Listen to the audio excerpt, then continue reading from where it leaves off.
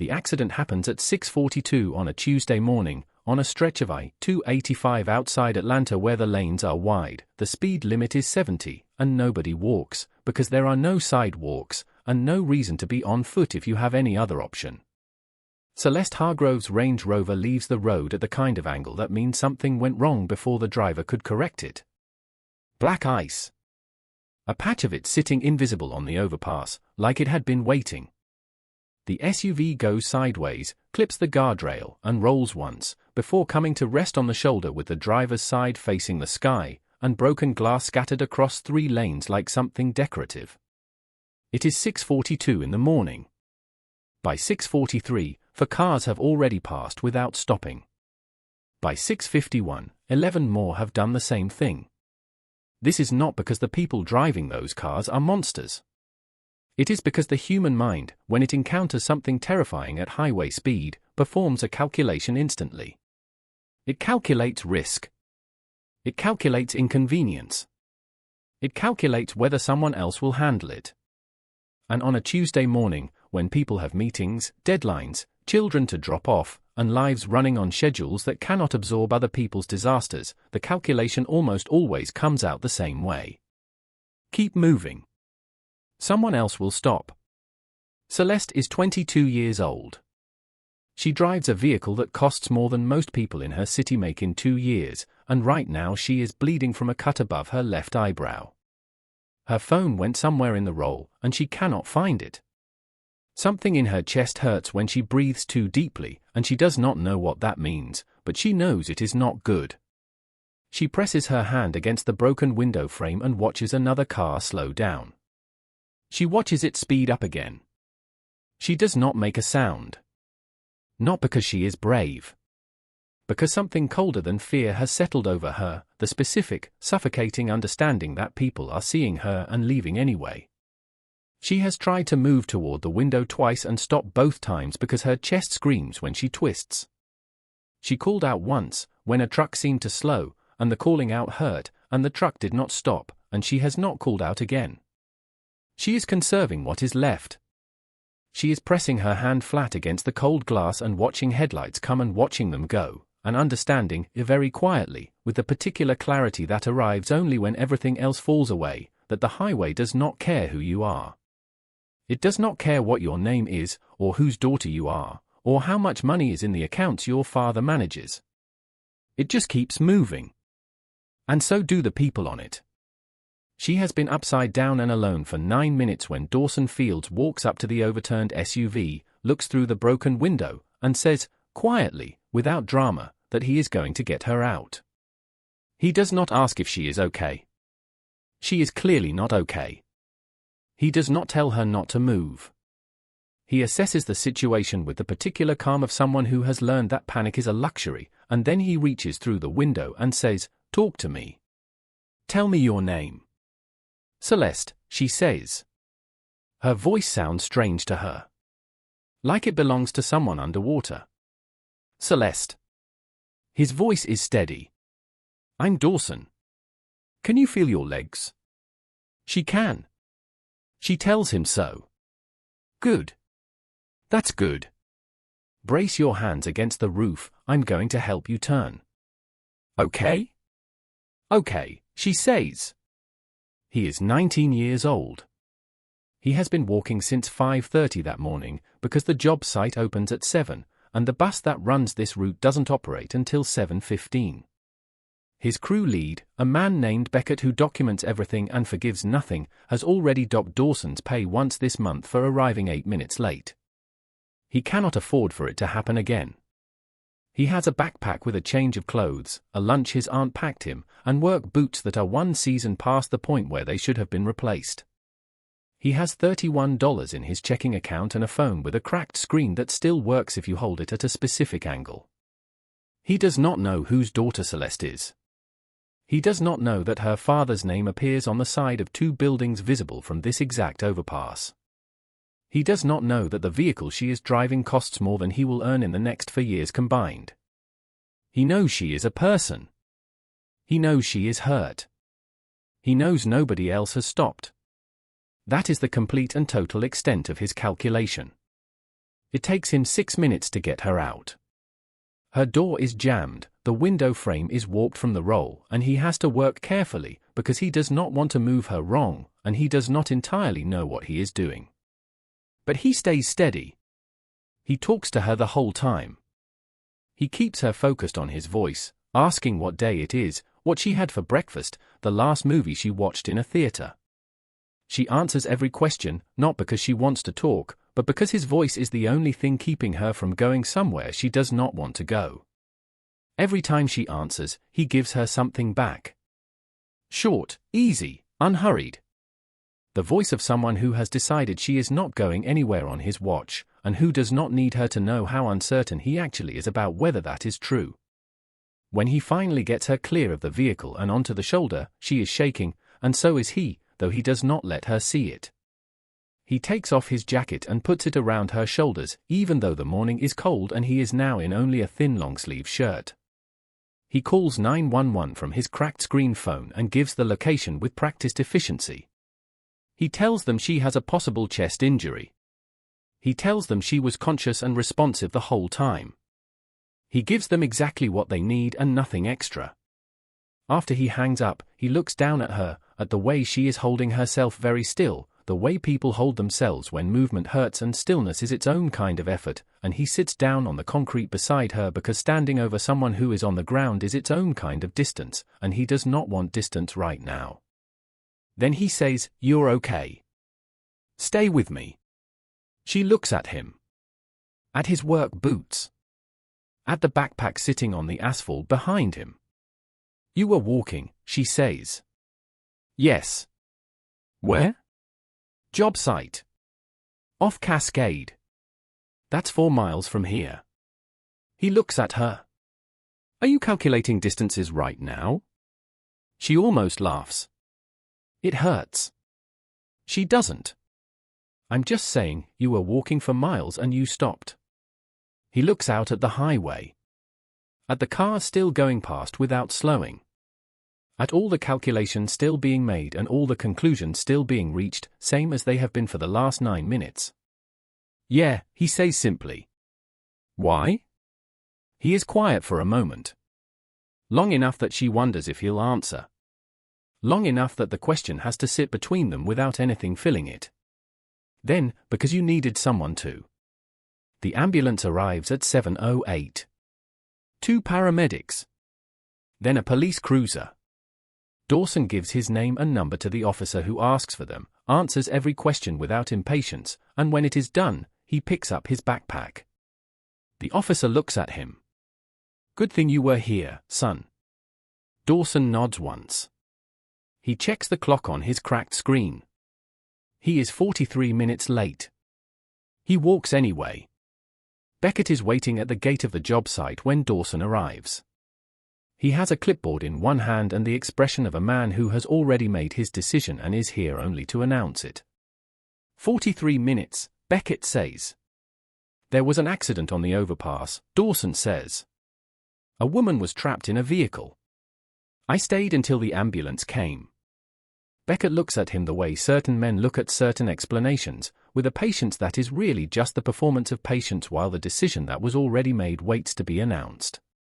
He looks at Dawson the way you look at someone when you have already written the entry on the clipboard and the words coming out of their mouth are not going to change what the entry says. Can't verify that, he says. No, Dawson says. You can't. 3rd time this month. Dawson says nothing. There is nothing to say that would change what is already written down. Beckett marks the clipboard. Half-day docked. You want to keep this job, son, you're here at 7. I don't care what's on the road. Dawson picks up his tools. He goes to work. He does not argue, does not explain further, does not spend the rest of the morning replaying the conversation with better responses. He pours what is left of the morning into the work in front of him, and he does it well, and that is the only version of the day he allows himself to have. He does not tell anyone what happened on the overpass. Not his crew. Not his Aunt Whitney when he gets home that evening, exhausted and $112 lighter than he was supposed to be. He eats dinner quietly. He helps his younger brother Knox work through a physics problem at the kitchen table. Knox, who is 14 and wants to be an engineer and has the scores to back it up, and when Knox finally gets the problem right, Dawson says good and means it. Knox goes to bed. The house goes quiet.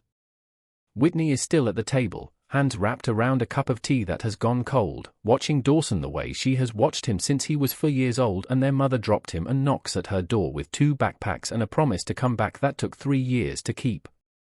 She has watched him long enough to know when something is sitting on him. "What happened today?" she says. He tells her. Simply, without drama, the way he tells everything.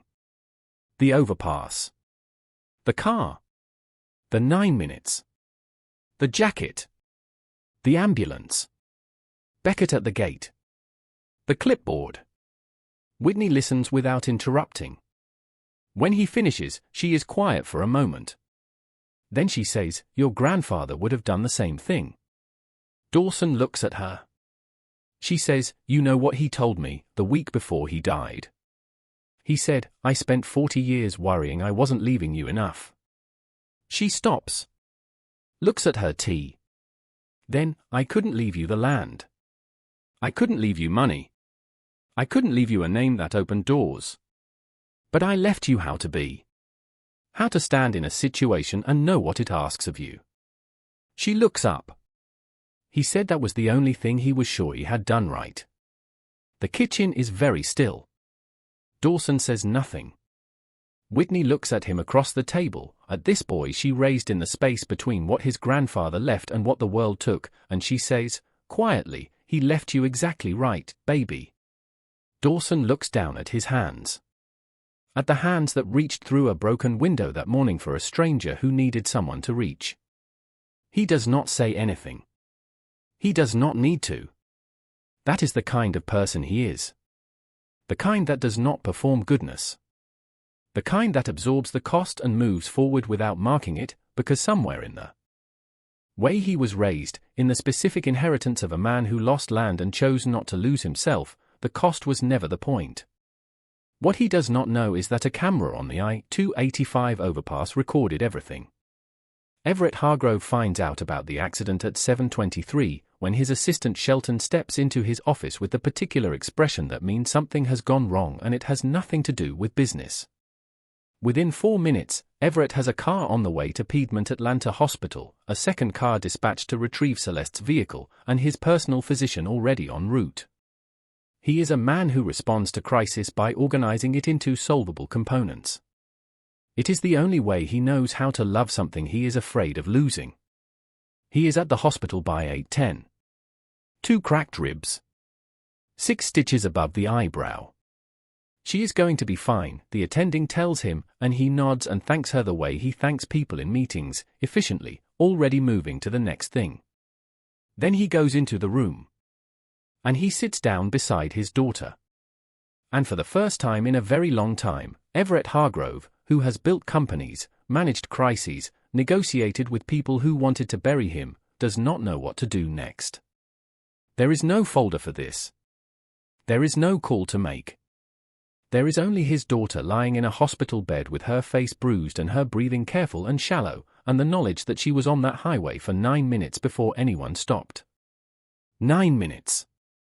He has the footage. He has counted. She looks at him. "I'm fine, Dad." "I know," he says, in a voice that sounds nothing like a man who knows. By noon, he has seen the highway camera footage. Fletcher Ames has obtained the relevant clip. Everett watches it 3 times. The first time, he watches the crash. The second time, he watches the cars that pass, counts them, notes the silver sedan that slows then accelerates, notes the gap between impact and the moment anyone moves. The third time, he watches only the boy. There is no hesitation in the footage. No pause where someone weighs options. Just a figure coming over the rise of the overpass, stopping, and moving toward the wreckage, as if the decision had already been made long before he arrived at the scene. "Who is he?" Everett says. Fletcher gives him what they have.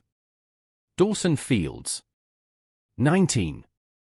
Cascade Heights, Southwest Side. Works construction. No record. No social media presence worth noting. No connection to anyone in Everett's world. Find out everything, Everett says. He is already reaching for his phone, already composing the meeting in his head. Find the boy.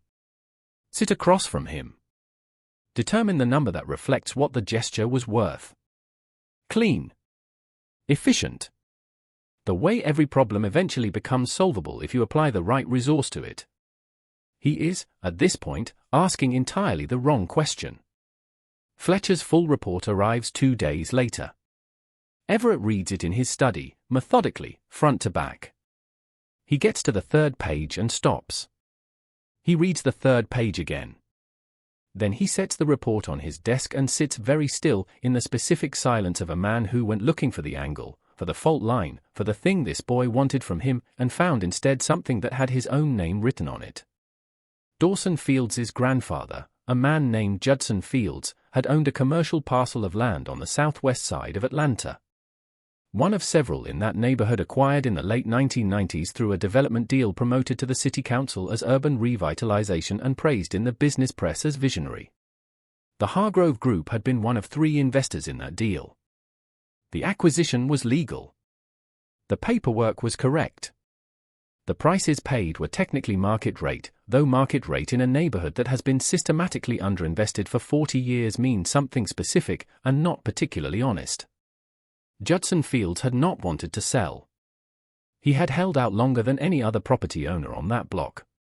He had attended council meetings, written letters, found an attorney who worked pro bono for 3 months before the deal became legally inevitable.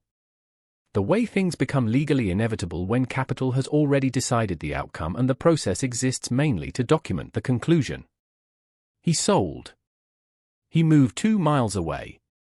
He died 6 years later. And what the family was left with was not the land, and not the life the land might have made possible. Everett built a tower on that block. It has his name on it. From the I-285 overpass, on a clear morning, you can see it. Dawson walked past it every single day. Everett does not call Fletcher after reading the 3rd page. He does not call his attorney. He sits alone in the quiet of his study, a room where a great deal of power has been exercised over many years, and he sits with the specific discomfort of a man who went looking for a fault line and found, instead, something that belongs to him. He had spent 30 years building something that could not be ignored. He had asked a great many questions along the way. He had not, apparently, asked enough of them. Celeste comes home from the hospital on Thursday. She moves carefully, the way people move when breathing itself has become a consideration. Her father has arranged for her to stay in the main house, and she agrees without argument, which tells him more than she probably intends. She cannot sleep. She lies in the dark of her childhood bedroom and listens to the sound of cars on the street below. Every time headlights sweep across the ceiling, something in her chest tightens, not the cracked ribs, something older and harder to name. She closes her eyes and she is back on the cold concrete shoulder. She can feel the glass under her palms.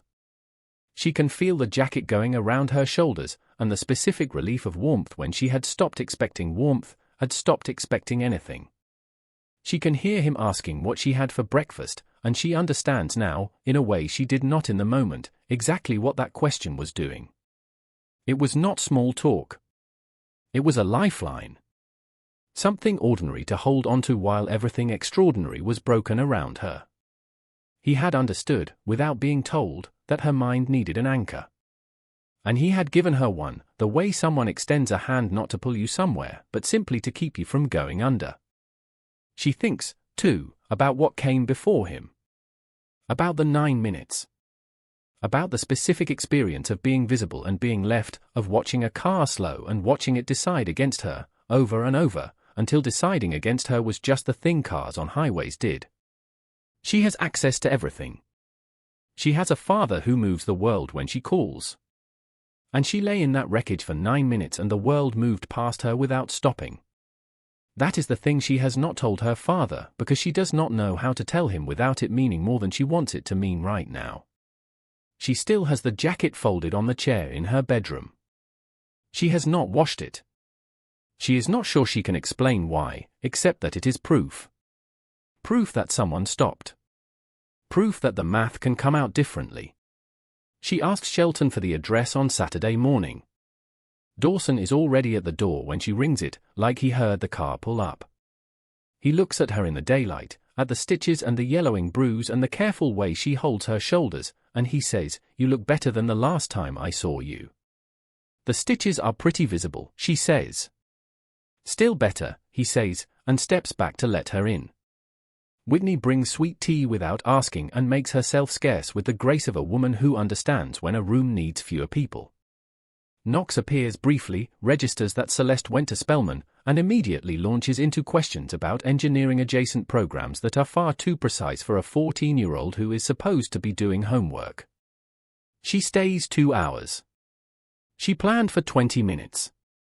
But Dawson Fields does not perform anything, does not adjust his posture to accommodate her last name, does not recalibrate the conversation when he figures out who her father is, does not look at her the way people look when they are doing quiet arithmetic. He looks at her the way you look at someone who showed up to return a jacket and say thank you. Like a person. Just a person. And she has spent enough years in rooms where she was something else entirely, a name, a net worth, a connection worth making, to know the difference immediately. She drives home thinking about how simple it should be. And how rare it actually is. Everett meets Dawson the following week, in the office, in the room designed to communicate power. He shakes Dawson's hand. He tells him directly that he owes him a debt he does not know how to repay. Then he opens the folder on his desk and slides a document across, a number with several digits, a line for a signature. Clean. Efficient. Dawson looks at the document.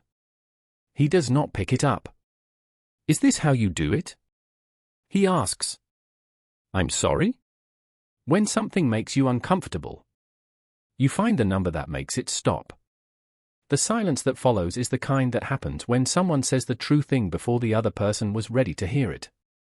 The kind of silence that has a shape, that fills the space between two people and does not move until one of them does something real with it.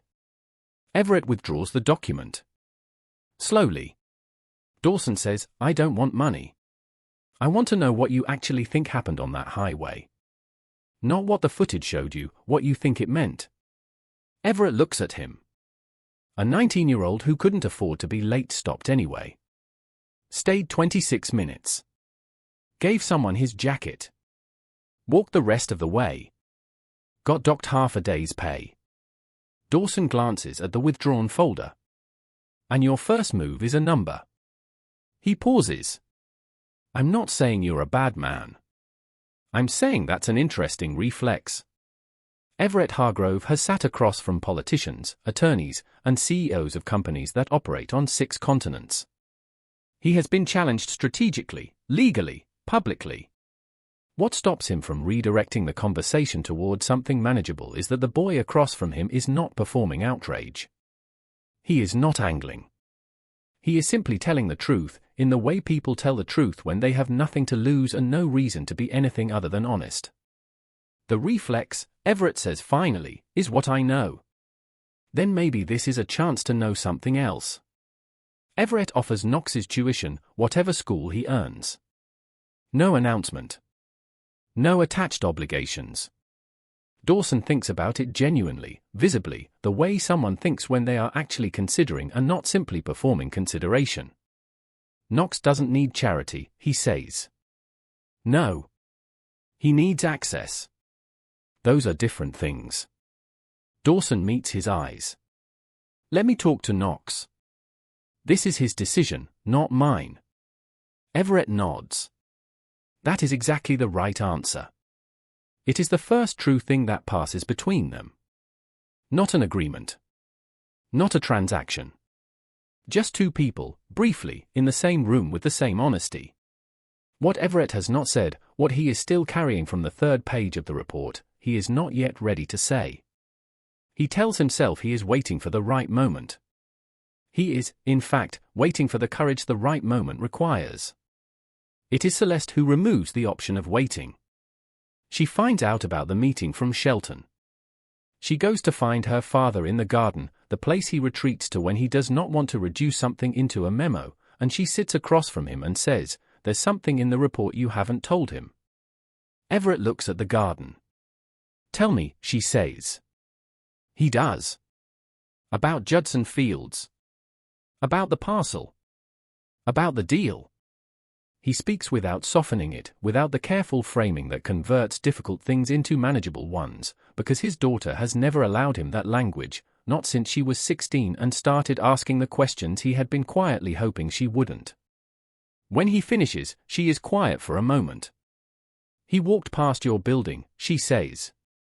"Every morning?" "On the way to the job site." "Yes." "And you were going to manage this from a folder?" Everett does not answer. He looks at the garden, at the careful, expensive thing he has built and maintained, and he hears what she is not saying, which is, "How many other things have you managed from folders?" "You need to tell him," she says. "Not Shelton." "You." "I know." She waits. "I know," he says again, quieter this time, in the voice of someone who has already decided and is still finding what it actually takes to do the thing. It is Whitney who makes it real. Everett arranges a second meeting in the garden. When Dawson arrives, Whitney comes with him. Everett does not comment on this. He looks at her face, and understands she is here for a reason, and he is not going to be the one who sends her away. He pours water. He sets a glass in front of each of them. And then he says, "Before anything else, I need to tell you something. Something I should have said the first time we sat down together. And I need you to hear it before I say another word about Knox, or programs, or any of the rest of it." He tells Dawson about Judson Fields. About the parcel. About the deal. He does not soften it. He does not frame it as something that happened at a distance from him. He says, "My company was part of that. I was 34 years old and I was building something and I did not ask enough questions about who was being moved to make room for what I was building." The garden holds the silence. Then Whitney speaks. She has not said a word since she arrived. She has been choosing her moment, and now she takes it. "Your company didn't just take land," she says. Her voice is level, not angry, which somehow makes it heavier than anger would have been. "It took the thing Judson was going to hand to these boys. The thing that would have meant they started somewhere different." She looks at Everett steadily. "You want to know why Dawson has been walking for miles in the dark every single morning? Because the bus route that used to run past their grandfather's block was rerouted when the development went in. The neighborhood that got built wasn't built for the people already there. It was built past them, and then the world acts surprised when the people it was built past have to walk." She picks up her glass of water. Sets it back down without drinking. "I want to tell you something about Judson," she says. "About what he said before he died." Nobody speaks. She says, "He knew they were going to take it. He knew before the last council meeting. He knew when the attorney stopped returning his calls. He wasn't stupid. He understood exactly what was happening and exactly how it was going to end." She pauses. "And he stopped fighting about 3 weeks before the papers were signed." Dawson looks at her. He has never heard this part. Whitney says, "I asked him why. I said, 'Granddad, we can keep going. We can find someone else.' He looked at me and he said," she stops. She looks at the garden, at the expensive, careful, beautiful thing Everett has built here, and she looks at it for a long moment before she looks back. "He said, I would rather spend whatever time I have left teaching these boys how to live than teaching them how to hate. He said a man who teaches his children to carry a grievance has given them a weight they'll carry their whole lives. He said I am not doing that to them." The garden is completely still. "He said," Whitney continues, and her voice is level, still level, the voice of someone who has carried this for a long time and learned how to hold it without spilling. "He said, let them take the land. They cannot take what I put in these boys." She looks at Everett. "Your footage showed you a 19-year-old who stopped on a highway," she says. "What you are actually looking at, what has been standing in your office and sitting in your garden is 40 years of a man choosing on purpose not to become bitter. That is Judson Fields. That is what your company built on top of. No one speaks for a long moment. Dawson looks at his aunt. Then at Everett. My grandfather used to say that what was gone, he says quietly. That spending your life looking backward was a way of missing what was in front of you. He pauses. But I think what he meant was, don't let the loss make you bitter. He didn't mean pretend it didn't happen. Everett nods. Once. Slowly. The nod of a man who is absorbing something and not trying to convert it into anything else yet. What do you want to do with this? Dawson asks. Something real, Everett says. Not a gesture? Not a scholarship attached to a press release. My team wants to announce it, your name, your story, the whole thing. He looks at Dawson. I told them no. Dawson looks at him. You said no. You didn't stop on that highway for a press release, Everett says. I'm not going to turn it into one. Something shifts, barely, in Dawson's expression. There are 40 families, he says, in the blocks around where my grandfather's land was. No title security. No access to small business credit. No legal support when the next development deal comes around. He pauses. I'm not talking about charity. I'm talking about structural things, the things that make a difference before the crisis, not after. Those are solvable problems, Everett says. I know they are. They are solvable if you have the resources, the access, and the willingness to make them a priority. He looks at Everett. Do you have those things? Everett holds the gaze. Yes, he says. I do. It is not dramatic. It does not feel like a resolution. It feels like a beginning, which is quieter, and harder, and more real than resolution ever is. Celeste drives the I-285 overpass on a Thursday evening, 6 weeks after the accident. She does not plan to. She is heading somewhere else and the exit she wants is backed up and she takes the alternate route without thinking, and then she is on it. She drives past the guardrail that still carries the mark. She drives past the place on the shoulder where the glass was. Something in her chest releases, not healed, not fully, but 1 degree less than it was. Then, on the right shoulder ahead of her, a car. Small. Hazards blinking. A woman standing outside it in the cold with her phone pressed to her ear, the specific posture of someone who has called for help and is not entirely sure it is coming. Celeste slows. She pulls over. She gets out on the highway shoulder with the trucks going past and the cold coming through her coat, and she walks up to the woman and says, I'm going to stay with you until someone comes. Okay? The woman looks at her, and something in her shoulders drops. The particular release of someone who has been bracing for the cars to keep going. Who had already started to understand that understanding.